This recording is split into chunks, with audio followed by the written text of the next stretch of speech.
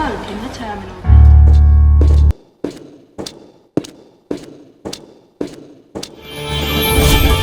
Thiruvananthapuram international എയർപോർട്ടിനടുത്തുള്ള city hotel ഉടമ അജ്ഞാതന്റെ വെടിയേറ്റ് ഗുരുതരാവസ്ഥയിൽ.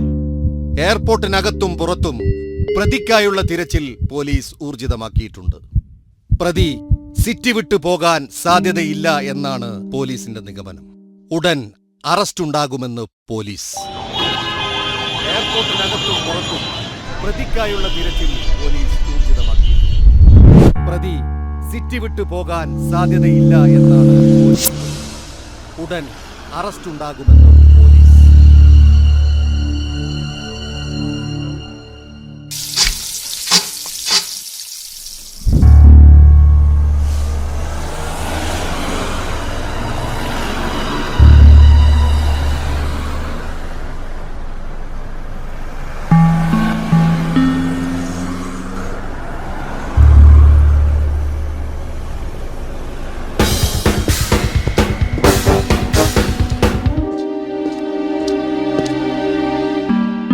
ഒരു ഓട്ടം പോണമായിരുന്നു. വാമനപുരം പോണം. സാർ കേറിക്കോ.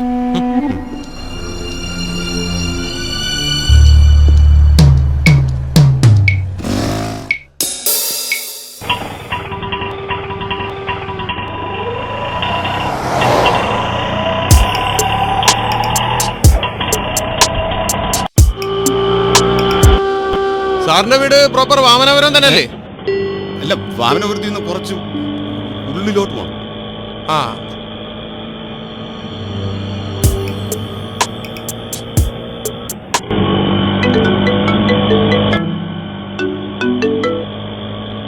സുജയ്, നീ ആ മരുന്നിന്റെ ലിസ്റ്റ് ഒന്ന് വാട്സപ്പ് ചെയ്തേ. ഞാനിപ്പോ ഒരു ഓട്ടത്തിലാണ്. ഞാൻ വരുമ്പോ വാങ്ങിട്ട് വരാം. എന്താ മോൻ കരയുന്നേ?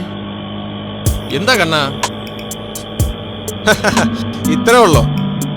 അച്ഛൻ വരുമ്പോ വാങ്ങിട്ട് വരാട്ടോ. ഓ, ക്രിക്കറ്റ് ബോൾ കൊണ്ടുവരാ. അപ്പൊ ഒന്ന് ഫോൺ വെച്ചേ, അച്ഛൻ വണ്ടി ഓടിക്കാം. സാറേ, പോണ വഴിക്കേ എനിക്ക് മോക്ക് കുറച്ച് മരുന്ന് വാങ്ങിക്കാനുണ്ടായിരുന്നു. സാറിന് ബുദ്ധിമുട്ടാവില്ലല്ലോ? മരുന്ന് വാങ്ങിച്ചോളൂ, അതിനെന്താ? കുട്ടികൾ രണ്ടുപേരാണല്ലേ? അതെ സാറേ, 2 കുട്ടികളാ. ഇളയവൻ എന്തെങ്കിലും ആഗ്രഹിച്ചാലേ അവൻ അപ്പ കിട്ടണം. മക്കൾ ആവശ്യപ്പെടുന്നത് വാങ്ങിച്ചോളൂ. കൂട്ടത്തില് അതിന്റെ ബുദ്ധിമുട്ടും കൂടി അവരെ പറഞ്ഞ് മനസ്സിലാക്കണം. അത് ശരിയാ സാറേ.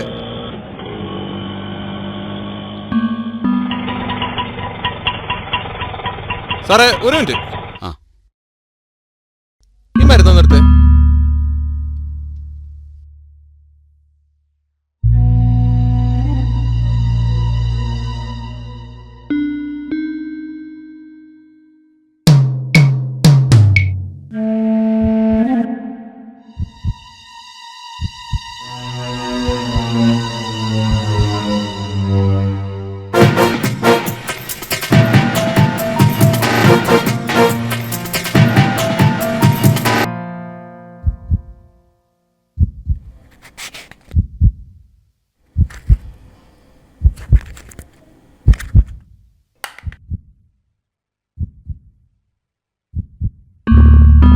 ഒരു സെക്കൻഡ്, ഇതാ വരണം.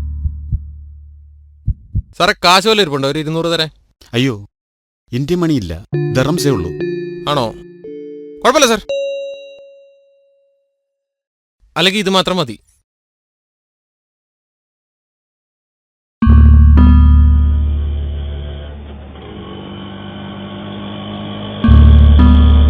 സാറേ, കുറച്ച് അപ്പുറത്തൊരു ചായക്കട ഉണ്ട്, അവിടെ ഞാൻ നിർത്താം. ഒരു ചായ കുടിച്ചാൽ സാറിന്റെ ക്ഷീണം എല്ലാം അങ്ങ് പോകും. സാർ യു എയിൽ എവിടെ? ഞാൻ ഷാർജയിൽ. ഞാനൊക്കെ കുറച്ചാലും ഗൾഫിലുണ്ടായിരുന്നു, ബഹ്റിനില്. നാട്ടിൽ സെറ്റിലായിട്ട് 2 വർഷമായിട്ടുള്ളൂ.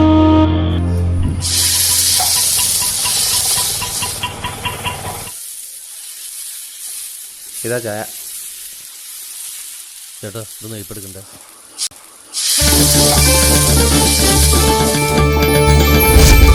അജ്ഞാതന്റെ വെടിയേറ്റ് സിറ്റി ഹോട്ടൽ ഉടമയ്ക്ക് ദാരുണാന്ത്യം. അല്പം മുൻപാണ് നഗരത്തിലെ സ്വകാര്യ ആശുപത്രിയിൽ മരണം സ്ഥിരീകരിച്ചത്. ക്യാമറമാൻ അശോക് സാരംഗിയോടൊപ്പം ജാബിർ കരോന്തല. ചേട്ടാ, സംഭവം സിറ്റി ഹോട്ടലിലെ വെടിവെപ്പില് ആള് മരിച്ചു. അതൊക്കെ നെറ്റ് സംഭവല്ലേ? എത്രയായി?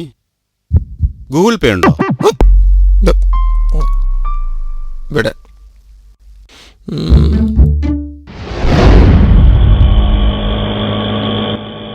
ചായക്കടയിൽ ഗൂഗിൾ പേ, മെഡിക്കൽ ഷോപ്പിൽ ദർഹം. ഒരു പൂട്ടേ ഇല്ലേ വന്നത്?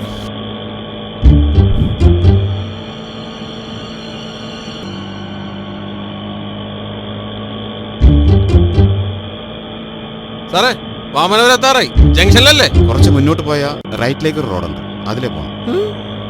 ഇനിയും മുന്നോട്ട്. എന്തോ പന്തികേട് മണക്കുന്നു.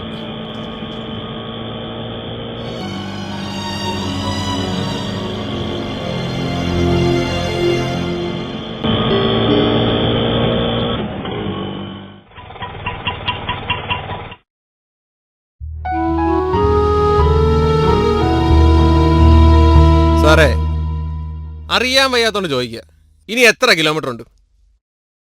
10 കിലോമീറ്റർ പോകേണ്ടി വരും.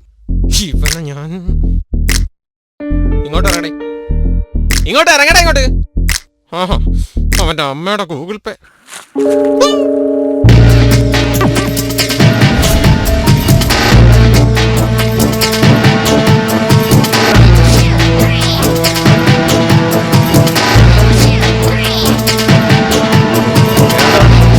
വണ്ടി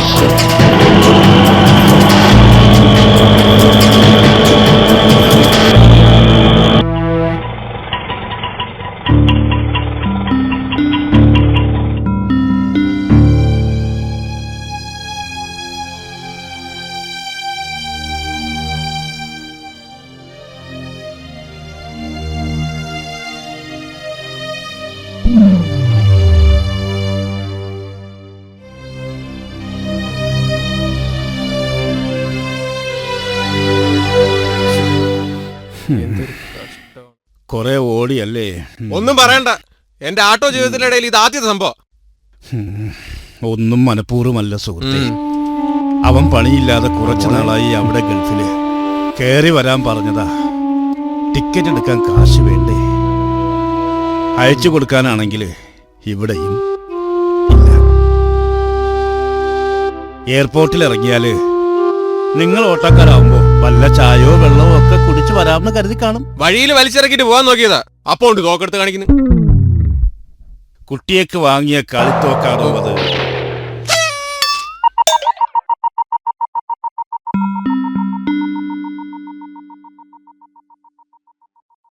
എന്തെല്ലാം പ്രതീക്ഷകളായിരുന്നു എല്ലാവർക്കും.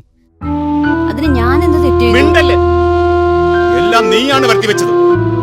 നിന്റെ ഒരു തൂർത്തും കോപ്പും കഴിഞ്ഞില്ലേ? എല്ലാം ഉണ്ടായിരുന്ന പുരയിടം വിറ്റി തൊലച്ച് തൃപ്തിയായല്ലോ എല്ലാവർക്കും. പ്രകാശ, ആ മോളെ എടുത്തേ. അച്ഛൻ വിളിക്കുന്നു.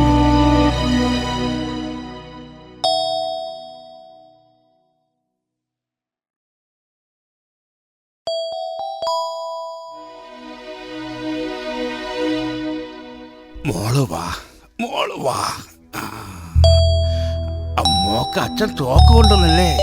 മോക്ക് അപ്പൂപ്പൻ ഒരു കളിപ്പാട്ടം വാങ്ങിത്തരാം കേട്ടോ. പ്രകാശ, ഇതേ ആട്ടോയില് ഇത് കൊണ്ടുപോയി പണയം വെച്ച് ഇയാൾക്ക് കാശ് കൊടുക്കണം. ആരെയും മനസ്സ് വേദനിപ്പിക്കാൻ പാടില്ലടോ. അയാൾക്കും കുടുംബവും കുട്ടികളൊക്കെ ഉള്ളതാ. ചെല്ലേ.